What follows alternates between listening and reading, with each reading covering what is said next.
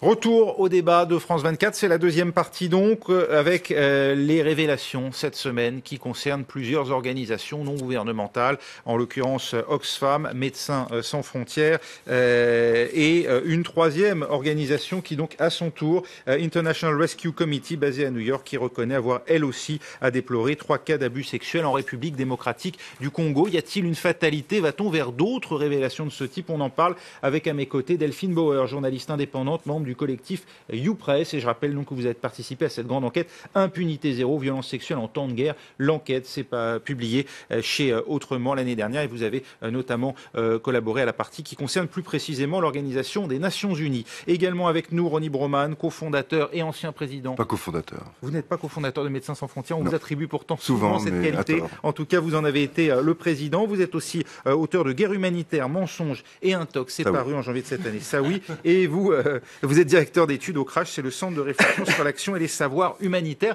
rattaché à Médecins sans frontières et qui s'intéresse précisément aux pratiques des travailleurs humanitaires. Et également avec nous, Marc-Antoine de Monclos, directeur de recherche à l'Institut de recherche pour le développement, l'IRD. Vous avez écrit plusieurs ouvrages sur l'humanitaire. Je rappellerai notamment Pour un développement humanitaire, les ONG à l'épreuve de la critique. Et puis apparaître l'Afrique, nouvelle frontière du djihad, point d'interrogation. Enfin, Didier Lebret, entrepreneur. Vous avez été ambassadeur de France en Haïti de 2009 à 2013. On va revenir rapidement sur ce que vous évoquiez en fin de première partie, Delphine Bauer. Vous parliez de cette prostitution de survie. Est-ce que vous pouvez expliciter un petit peu ce que vous évoquiez? À quoi vous faites allusion concrètement? Je fais allusion à ce que j'évoquais, c'est-à-dire le très très fort déséquilibre, le fait d'échanger contre des faveurs sexuelles pour quelques centimes, enfin pour très peu d'argent, des sommes absolument dérisoires, des gâteaux, ce genre de choses qui, pour des populations qui en fait n'ont juste pas d'autre choix pour survivre. Donc c'est vraiment des conditions absolument extrêmes. Et qui donnent donc un pouvoir démesuré à ceux qui distribuent ou qui acheminent cette aide humanitaire. Absolument. Ou au casque bleu dans le cas dont je parlais. Marc-Antoine de Monclos. Oui, mais à ce moment-là, il y a une prostitution très courante en Afrique, à Haïti, donc on peut glisser insidieusement vers une prostitution, mais qui à ce moment-là relève effectivement du chantage, voire du viol. C'est-à-dire, vous savez, dans l'humanitaire, on parle parfois de food for work, là, ça serait du food for sex. Donc là, un chantage, si tu veux avoir de la nourriture, tu es obligé de coucher avec moi. C'est pas du tout la même chose. Sexe contre nourriture, en fait. Ce serait l'objet nourriture contre travail, oui. Ce qui est des procédures qu'on met assez couramment en place dans les situations de crise, mais là, ça serait vraiment du chantage. Donc en fait, on n'est plus exactement dans le domaine de la prostitution. On n'est plus dans la prostitution. Vous dites non, vous dites ça n'arrive pas. Pardon de vous couper, il faut arrêter les clichés, je veux dire. 99,99% des gens qui sont dans l'humanitaire, je peux vous dire que cette idée que vous évoquez de sex for food, elle leur traverse même pas l'esprit. Il faut quand même. Mais je parlais pas forcément des humanitaires. Je parlais aussi des soldats, comme je le disais tout à l'heure, la coalition antiterroriste. Même les soldats, soldats humanitaires. Je veux dire, il faut les gens non, il faut pas donner non plus, je crois, une image aussi dégradée de ces. D'abord parce que ce sont des missions qui sont compliquées, comme on le disait tout à l'heure. Il y a beaucoup de jeunes. Qu'il y ait de la prostitution, ça personne n'en doute. Mais je veux dire, de là accréditer l'idée que ces gens-là sont là comme des espèces de prédateurs sexuels pour échanger. Moi, je n'ai jamais vu un humanitaire monnayer son aide en. Non, vous l'auriez pas vu, justement. C'est là. Non, mais en revanche, que ces jeunes après le travail. Didier Lebret termine. Que certains d'entre eux après le travail aillent rencontrer des prostituées, c'est autre chose. Il ne faut pas tout mélanger.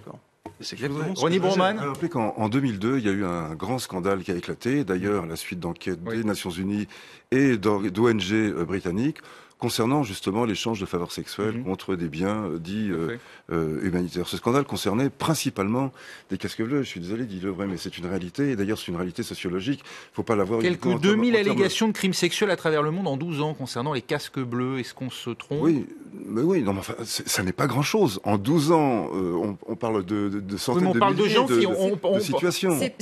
On parle de gens qui portent quand même en bandoulière, passez-moi l'expression, le service de l'autre, la volonté de s'interposer opposés entre combattants. Restons sur terre, ne nous évadons pas dans des grandes... Non, mais on imagine que la raison de leur engagement, ça a été précisément d'éviter pour des raisons pacifiques. Un soldat, un jeune qui s'engage dans l'armée pour devenir casque bleu, il n'a pas forcément un idéal humanitaire de servir l'autre. Il a aussi besoin de manger, comme la prostituée, comme la femme qui se vend pour précisément se nourrir également. Donc, on est aussi dans des situations comme ça. Et lorsqu'on a un déploiement de 10, 15 000 jeunes hommes entre, disons, 18 et 22 ans qui vivent de manière isolée, loin de leur pays, comme le rappelait à juste titre cette fois-ci Didier Lebray, le soir, ils sortent, il y a des abus, on picole, on s'amuse, et il y a le genre de choses qui se passent dans ce genre de situation humanitaire ou pas. De ce point de vue-là, il faut déconcentrer, il faut déplier. Vous dites statistiquement, ça arrive forcément, il ne faut pas s'en émouvoir. C'est absolument inévitable. Et une des réponses à cela, au-delà de cette culture de l'impunité dont on a parlé, et je pense à juste titre, parce que j'ai un certain nombre d'expériences avec Médecins sans frontières, où j'ai pu constater à quel point les Nations Unies étaient capables de se replier sur elles-mêmes en exhibant l'humanité diplomatique dont ils bénéficient, dont leurs membres bénéficient, pour échapper à toute poursuite, notamment sur l'épidémie de choléra, à laquelle il a été fait allusion. En Haïti, mais est-ce que, par exemple, il ne faudrait pas, je vais peut-être être choquant, mais recréer les bordels militaires de campagne de nos bonnes vieilles armées pour les détachements de casques bleus qui sont là. Parce qu'il y a tout de même un problème réel quand vous laissez des jeunes pendant des mois et des mois dans une situation pareille, inévitablement, des choses déplorables vont se passer. Et puis, juste une fois, je veux juste annoncer un point, je veux pas monopoliser la parole, mais on a entendu dans la première partie la secrétaire d'État au développement britannique qui est, semble-t-il, prête à prendre des mesures de rétorsion financière contre les ONG. Et il faut avoir conscience du fait que cette affaire a pris une grande ampleur du fait du traitement médiatique en Angleterre et d'une attaque en règle contre l'aide au développement à partir donc il y a une affaire politique, si vous voulez, qui est un peu en phase avec l'idéologie du Brexit et cette espèce de rétraction identitaire et ces attaques contre tout ce qui peut aller vers l'extérieur. Ça fait partie de la révélation en Angleterre, donc il faut aussi en avoir conscience. Mais aussi parce que le secrétariat au développement international, en l'occurrence donc Paddy Mordaunt, c'est la secrétaire d'État qui s'est exprimée cette semaine, son budget finance à hauteur de 8% les ressources d'Oxfam. Donc elle est directement intéressée par ce que fait cette organisation. À hauteur de 8%. Par ailleurs, si je peux rebondir sur ce que vient de dire Ronnie Brunham, il y a un élément important pour le Royaume-Uni. C'est que le Royaume-Uni, avec 2 ou 3 autres pays scandinaves, pendant 15 ans, a une trajectoire d'aide publique au développement exemplaire. Donc pour eux, cette trajectoire, c'était des sacrifices aussi budgétaires. Donc, pour le coup, je pense qu'il y a aussi un espèce de mouvement réflexe. D'ailleurs, William Hague a dit qu'il ne faut surtout pas couper. Pourtant, c'est un conservateur très à cheval sur les deniers publics. Il a dit cette semaine qu'il ne faut surtout pas prendre prétexte de ça pour couper l'aide aux organisations. Delphine Bois. Je comprends très bien qu'on ne peut pas faire de généralité et que ces scandales doivent sortir, mais ne doivent pas entacher l'ensemble du travail qui est fait par les humanitaires. Maintenant, valider le principe d'une prostitution acceptable, c'est un peu étrange dans Je ne pense pas que c'est ce que disait non plus. Non. En revanche, si, c'est ce que je disais. Alors, je trouve que c'est un peu étrange parce que je pose la question. Je ne dis pas que c'est la bonne réponse. Ça poursuit quand même l'idée d'une exploitation de certaines personnes par d'autres. Et par ailleurs, il faut pas oublier que l'idée de maison close, par exemple pour les travailleurs humanitaires ou pour les soldats, casques bleus notamment, uniquement pour les casques bleus. Vous dites pas pour les travailleurs militaires. D'abord pour eux. Oui. Ils sont confrontés. Non, ils sont pas dans la même situation les soldats et les humanitaires. Cette idée du guerrier bien mérité. Ça me pose problème évidemment. Et par ailleurs, peut-être revenons sur l'essentiel qui n'était pas un débat sur la prostitution, mais peut-être sur le harcèlement, les agressions sexuelles, du coup, qui sont encore un autre volet de tous ces reproches qui sont faits à raison à ces ONG. Je crois que sur le cas en revanche des agressions sexuelles, il y a évidemment personne n'est là pour les justifier. En revanche, on peut s'interroger de savoir, là, ce dont on accuse les travailleurs humanitaires et les casques bleus, est-ce que ce n'est pas finalement ce dont on peut accuser aussi beaucoup d'armées conventionnelles dans le monde, sauf que la parole de ce point de vue-là est plus libre. Ce sont des gens qui évoluent sur les mêmes terrains, finalement, des terrains de guerre. Et je crois que c'est là, il y avait un malentendu tout à l'heure, c'est que quand on parlait de Food for Sex, c'est d'imaginer que seuls les expatriés d'ONG occidentales vont dans les pays du Sud pour distribuer la nourriture. Pas du tout. Ceux qui la distribuent, c'est plutôt les soldats, les agences d'organismes d'État locaux, les chefs traditionnels, etc. Où là, il y a effectivement du Food for Sex. Donc attention, parce que ce ne sont pas des humanitaires, c'est ce que vous dites, qui font la distribution. C'est-à-dire que l'argent qui permet de financer la nourriture, la mise en œuvre de ces programmes, là, les organisations humanitaires sont partie prenante, qu'elles soient gouvernementales ou non, d'ailleurs. d'ailleurs. Hein. Les ONG sont qu'un pan de l'aide humanitaire. Mais après, dans la mise en œuvre, vraiment la distribution sur le terrain, il n'y a pas tellement... Il y a un petit peu d'ONG qui vont essayer de surveiller les choses. Hein.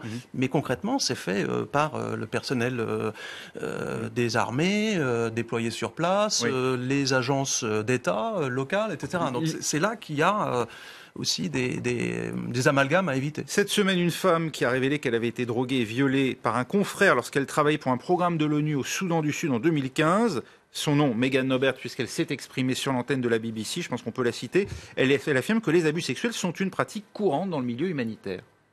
Moi, je l'ai interviewée il y a quelques mois et maintenant le sujet sort parce qu'il y a ces scandales qui sont extrêmement médiatisés. Mais elle a créé une ONG qui s'appelait Report the Abuse, qui a dû fermer cet été faute de moyens. Donc elle n'arrivait pas à trouver de financement. Qui permettait d'enquêter sur ces cas. Elle a réussi, vraiment seule armée de sa bonne volonté, à récolter des dizaines, voire des centaines de témoignages, principalement de femmes qui ont connu des cas de harcèlement ou de viol, travaillant dans le secteur de l'humanitaire. Donc je pense qu'elle doit être heureuse que cette parole sorte. Encore une fois, il ne s'agit pas de mettre tout le monde dans le même sac, mais effectivement, elle a constaté ça, elle en a été victime, et ça a été très compliqué pour elle d'obtenir des informations sur ce qui lui était elle-même arrivé, son dossier étant tenu secret dans des couloirs administratifs. Marc-Antoine de Monclos, est-ce que ça reflète la réalité ou il y a une exagération là dans les proportions, puisque voilà, Ronnie Broman disait bon, ça concerne des gens mais forcément à la marge, c'est ce que disait aussi Didier Lebray. Encore une fois, entre prostitution, chantage au sexe, il y a vraiment il y a une étendue et quelquefois. Mais là, on n'est pas dans des cas de prostitution. Hein. Je crois que sur les abus sexuels, évidemment, je vois pas pourquoi les humanitaires seraient plus pervers que d'autres catégories, d'autres professions. Donc, je vois vraiment pas pourquoi ça serait plus touché dans les ONG humanitaires que chez les militaires ou d'autres. Après, j'ai pas d'éléments quantitatifs pour dire que les militaires auraient plus de soucis de ce côté-là que les humanitaires. J'en sais absolument rien. Il y a une chose qu'on n'a pas dite, je pense notamment dans le cas d'Oxfam, c'est qu'il faut distinguer parmi le monde très complexe des ONG, vous avez des toutes petites ONG de terrain qui font des choses qui sont complètement plus près dans la population, etc. Vous avez d'énormes ONG, Oxfam c'est un monstre, c'est une énorme ONG qui sous-traitent beaucoup de choses aussi, je veux dire, qui sont pour beaucoup d'entre elles parmi ces ONG, des ONG ce qu'on appelle de plaidoyer, c'est-à-dire qu'elles sont très présentes à New York, à Genève, à Bruxelles, elles ont une audience très forte. Donc on les voit beaucoup à Davos, qui font des rapports notamment. Exactement, voilà, donc parce que ce sont aussi parce qu'elles font aussi la leçon en permanence, parce que ce sont des parents, elles sont censées être des parangons de vertu. Je pense que l'effet boomerang va être très fort. Voilà. Mais la très grande majorité des ONG, ce sont des petites ONG de terrain qui font des choses microscopiques et je pense pas. Là, la plupart de ces ONG brassent des millions, voire des centaines de millions d'euros. Les salaires de cadres d'ONG expatriés sont élevés. C'est peut-être pas le salaire des fonctionnaires des Nations Unies, mais ça se rapproche. Ils sont tous en 4x4 rutilants. Ils ont des sièges qui sont pour le moins confortables. Certains avaient des piscines en Haïti. Bon, tout ça c'est su. Ça peut choquer la population, mais bon, voilà, ils ont essayé aussi de professionnaliser la profession. Donc, forcément, vous devez attirer des gens qui ont de meilleures compétences, etc. Il y a aussi une dérive de l'humanitaire dans ce sens. Et là, on en paye un peu le... Marc-Antoine Monclos, vous voulez ajouter ? Il y a effectivement une spécificité, puisqu'on veut éviter les amalgames, c'est très important, mais il y a une spécificité Oxfam, c'est que c'est quand même une organisation dite de plaidoyer. Donc déjà, l'essentiel de leur budget va plutôt sur le plaidoyer. Ce sont des études, des analyses. Le groupe Oxfam International, c'est à peu près 5 milliards de dollars de budget par an, et vous en avez 1 milliard qui va dans les pays en développement. Le reste, c'est du plaidoyer, les boutiques que vous voyez pour vendre, je sais pas quoi, de l'artisanat du tiers-monde ou des livres, etc. Donc c'est une ONG assez différente de celle qui se déploie comme opérateur dans des situations de crise, de ce point de vue. Et effectivement, c'est une ONG qui se caractérise par le fait qu'elle donne beaucoup de leçons. Elle donne beaucoup de leçons de morale, d'éthique au gouvernement, aux entreprises. Et aujourd'hui, ça se retourne un peu contre elle. Donc je crois que le cas d'Oxfam sera un peu différent. Et puis René le disait tout à l'heure, c'est une ONG prohibitionniste. Elle est contre la prostitution. Alors là, la contradiction est encore plus évidente. Donc, puisqu'on est dans une affaire de communication, je pense que cette ONG-là sera plus touchée sans doute que d'autres. Et à ça, il faut ajouter aussi, si on veut terminer sur Oxfam, on ne veut pas non plus les accabler, ils sont en mauvaise situation, mais rappeler que dans la tradition politique sur la scène publique britannique, Oxfam se situe à gauche, dire traditionnellement dans le mouvement travailliste. Aujourd'hui, il est en bien piteux état, il est sous le feu, et Oxfam, je le disais tout à l'heure, il y a cet aspect un peu climat politique, intellectuel du Brexit.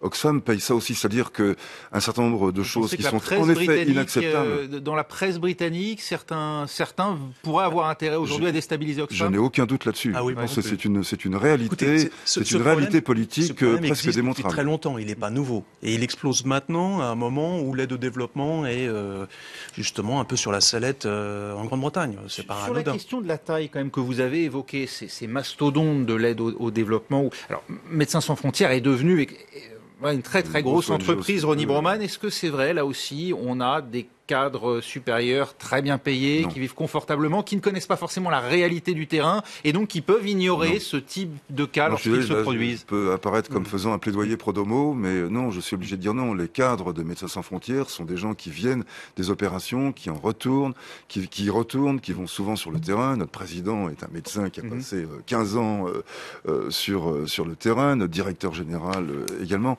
Non, justement, nous avons, et nos salaires sont limités, ils sont parfaitement présentable, contrairement en effet à une tradition britannique qui tient à beaucoup de choses, à une ancienneté, une institutionnalisation beaucoup plus profonde en Grande-Bretagne qu'en France. Nous sommes relativement récents et jeunes par rapport à des ONG britanniques qui ont, disons, entre 70 et un siècle et demi d'existence, qui sont inscrites dans le panorama politique et social britannique beaucoup plus que nous le sommes en France, et dont les cadres dirigeants touchent des salaires qui sont franchement choquants. Des salaires de CEO, comme on dit là-bas, des salaires de PDG, qui sont véritablement choquants. C'est des choses que, en France, on ne tolérerait pas. Vous savez, on renvoie souvent les Français à une sorte de culture pudibonde de l'argent. Moi, personnellement, j'approuve cette culture pudibonde. Je trouve qu'il faut être complexé vis-à-vis de l'argent. C'est une bonne chose. Et on oppose à cela le caractère décomplexé, l'absence de tabou. Mais l'absence de tabou, ça donne des salaires indécents pour des gens qui, en plus, donnent des leçons de morale au reste du monde. Voilà. Et il y a des cultures associatives, des cultures humanitaires qui sont très différentes d'un pays à l'autre. Et c'est vrai, le rapport à l'argent dans le monde anglo-saxon est très différent. Le président de Save the Children, mais c'est dans leur rapport d'activité, vous le téléchargez sur Internet, c'est 1 million de livres sterling par an. Voilà. Bon, je ne connais aucun responsable, président ou directeur d'ONG humanitaire française qui touche un pareil salaire. Enfin là, on est sur des niveaux... Plus de 10 fois moins, c'est ça les proportions. Parlons d'argent, je veux dire, voilà, disons-le. Non, en France, il y a un rapport à l'argent qui est quand même très, très différent. Didier Lebret, grand déballage sur les pratiques. Alors là, on parle des salaires, mais tout au long de cette semaine, on a plutôt parlé des mœurs, de certains membres de ces organisations dont on sait, alors on a vu effectivement avec l'affaire en Haïti, notamment qu'elles peuvent avoir des problèmes parfois avec les populations locales. Est-ce que ça va compliquer leur travail à l'avenir sur le terrain, d'après vous? Je dirais que la capacité à se faire accepter aussi des populations locales. Passer la phase aiguë de la crise où les populations sont d'un tel dénuement et toute aide est la bienvenue, il y a un moment forcément de volonté par les populations, par les pouvoirs publics, les autorités de réappropriation de leur avenir, de leur économie. C'est pour ça, quand j'étais ambassadeur en Haïti, j'ai très très vite fait appel à des ONG d'un type un peu différent des simples ONG humanitaires d'assistance. Par exemple, le microcrédit. Je m'étais beaucoup investi dans une relation avec une ONG que j'aime beaucoup, qui s'appelle Entrepreneurs du Monde, parce que précisément, elle était dans une approche où ils souhaitaient redonner très vite les moyens aux populations de reprendre en main leur destin. Je veux dire, le vrai objectif, que ce soit des humanitaires ou d'aide publique au développement, tient en un seul mot, c'est l'autonomie. C'est leur redonner les moyens de leur propre développement. Donc des ONG qui sont installées pendant 10 ans ou 15 ans dans un pays, c'est jamais bon signe. Voilà, donc ça ne veut pas dire qu'elles travaillent mal, ça veut dire que quelque chose ne va pas, ces politiques échouent. Donc il faut se poser la question de savoir comment ensuite rebondir. Je voudrais aussi rappeler que nous ne sommes pas dans des terrains vagues, que nous ne sommes pas au milieu de rien. Nous intervenons dans des sociétés avec des institutions, des gouvernements, des lois. Dans un cadre donc. Dans un cadre politique et social donné. Lorsque ce cadre est particulièrement défaillant, et on peut dire qu'au Soudan du Sud, c'est comme ça qu'on doit dire, comme à Haïti, ce cadre est particulièrement défaillant. On a affaire à des États minuscules, corrompus, prédateurs, qui ne représentent absolument aucun recours, qui n'offrent aucune protection à leurs citoyens. Et donc, il y a un état de vulnérabilité qui est accru non seulement par la situation économique extrêmement difficile des gens, mais par le fait qu'aucune entité ne se présente pour permettre un recours, une protection à des gens qui sont très faibles. Donc ça favorise encore cet état de choses, l'impunité, la facilité, la pratique des violences sexuelles à Haïti, comme le Soudan du Sud, sont des endroits où les violences sexuelles sont absolument partout. Alors il y a une sorte de mécanisme d'entraînement qui concerne autant les employés locaux des ONG que le personnel expatrié.